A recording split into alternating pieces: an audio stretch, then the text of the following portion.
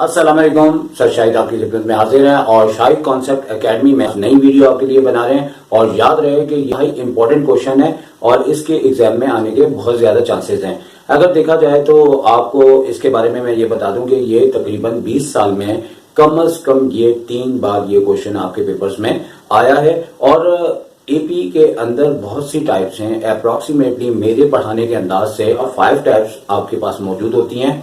उन 5 टाइप में से ये एक टाइप है और इस नौयत का ये एक अकेला क्वेश्चन है। यानी कि ऐसा नहीं है कि इन्होंने इस तरह के बहुत सारे क्वेश्चन दिए। और याद रहे कि इस इंपॉर्टेंट क्वेश्चन में हमने थोड़ी सी तब्दीली कर दी है। और तो सबसे पहले जो बुक का 11 क्वेश्चन है उसको हम पढ़ लेते हैं और डायरेक्ट आपको आंसर इसका फाइंड आउट करना बताते हैं। जो बुक में क्वेश्चन लिखा हुआ है उसमें ये लिखा हुआ है कि find the sum of an AP of 17 term whose the middle term is 5, find the sum। तो अब इसका मतलब क्या हुआ? इसका मतलब हुआ कि उन्होंने कहा 17 टर्म का सम फाइंड करो जबकि मिडिल टर्म जो है वो 5 है। क्या करना है आपने? 17 को 5 से मल्टीप्लाई कर देना है। तो 17 को 5 से जब मल्टीप्लाई करेंगे यानी कि सम मालूम करना है 17 टर्म का और मिडिल टर्म दे रहे हैं 5। तो 17 को 5 से मल्टीप्लाई किया तो क्या आया? 85। बुक के पीछे आंसर देख लें, उसका 85 है। और हम इसी वजह से बुक के क्वेश्चंस को आपको डायरेक्ट करके आपको सबूत के तौर पे बता रहे हैं और एक अपना जाती क्वेश्चन तैयार किया हुआ जिसमें थोड़ा सा रद्दोबदल है। और वो क्वेश्चन का भी हम फाइंड आउट करने से पहले यानी कि सोल्यूशन निकालने से पहले हम आपको पहले ही इसका आंसर बता देंगे। तो जो क्वेश्चन में हमने तब्दीली की है वो हम आपको बता देते हैं। इसमें हमने ये तब्दीली की है कि यहाँ पे हमने कह दिया है कि find the sum of an AP of 15 terms, यानी कि 17 की जगह 15 टर्म्स कह दिया है और whose middle term is 5 की जगह हमने मिडल टर्म को 10 दे दिया। तो इस लिहाज से मिडल टर्म 10 है और जो सम फाइंड आउट करना है वो 15 टर्म का है। तो 15 टर्म का जब सम फाइंड आउट करना है तो 15 को मिडल टर्म से मल्टीप्लाई कर दें। तो 15 को 10 से मल्टीप्लाई किया तो क्या होता है? 150। आंसर अभी देख लें, इसका 150 है। लिहाजा हम आपको 1-2 क्वेश्चन इससे रिलेटेड अपनी तरफ से दे देंगे ताकि और ज्यादा तैयारी हो जाए। सबसे पहले इस क्वेश्चन को अगर 5 मार्क्स का आता है तो किस तरह से फाइंड आउट करेंगे? ट्रिक तो हमने आपको डायरेक्ट बता दी, लेकिन फर्स्ट ईयर में ये आने के सिर्फ 2% चांसेस हैं। लेकिन ई कैट वाले जब एग्जाम देते हैं तो इसी तरह की वो एमसीक्यूज देते हैं और जिन बच्चों ने अच्छे टीचरों से पढ़ा हो या अच्छी बातों को ध्यान में रखा हो तो वो यकीनन फायदा उठाते हैं। तो यहाँ पे सबसे पहले हमने करना क्या है? 6.2 का क्वेश्चन नंबर 11 थोड़ा रद्दो बदल के साथ। तो हमने यहाँ पे मिडिल टर्म की जो वैल्यू है जैसे कि क्वेश्चन पढ़ा वहां पे 10 कर दी और मिडिल टर्म नंबर कौन सा है तो इसका एक फॉर्मूला होता है n+1/2। तो n हमें 15 टर्म का सम बोला हुआ है इसलिए हमने 15 + 1/2 लिखा। तो हमारे पास 16/2 और 16 को 2 से डिवाइड करते हैं तो पता है महंगाई तो बहुत हो गई है लेकिन अभी भी वो 8 आता है। तो 8 टर्म है और सम 15 टर्म का फाइंड आउट करना है। फिर इस क्वेश्चन में बुनियादी तौर पर होता यह है कि हमारे क्लास 9 और 10 में बहुत सी ऐसी बातों पे छूट दी जाती है जो कि इंटर में नहीं दी जाती। इंटर के अंदर ये होता है कि अगर फॉर्मूले के अंदर वही चीज दोबारा जा रही है तो हमें उसे लेट करना पड़ता है। जैसे हम क्या कहेंगे?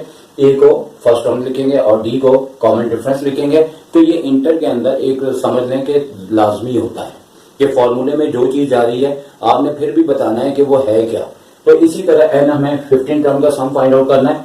हम सम फाइंड आउट से पहले इस क्वेश्चन के अंदर Tn का फॉर्मूला लगाते हुए और हर क्वेश्चन में कोई ना कोई ट्रिक होती है, कोई टेक्निक्स होती है जिसे बाद लोग समझते हैं, बाद रटते हैं, बाद याद रखते हैं। सारी बातें एक जैसी हैं। तो यहाँ पे हमें Tn का फॉर्मूला लगाए बगैर भी हम कर सकते हैं। अगर हमारी मिडिल टर्म 8 आ रही है तो 8 टर्म में डायरेक्ट उसका एपी सीक्वेंस के लिहाज से हम फॉर्मूले के बगैर भी फॉर्मूले के साथ भी अगर फाइंड आउट करेंगे तो वो a + 7d होगा। यानी अगर 8 टर्म है तो 7d आएगा, अगर 22 टर्म होगा तो 21d आएगा। तो ये इसका सिस्टम है।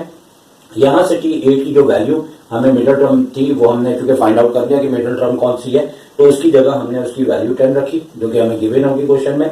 और यहाँ से हमने 7d को 10 के पास भेजा और a की हमारे पास इक्वेशन कह लें, रिलेशन कह लें, हमारे पास आ चुका है a = 10 - 7d। अब उस जानिब चलते हैं। तो अब हमारे पास एक तरह से a का रिलेशन आ चुका है।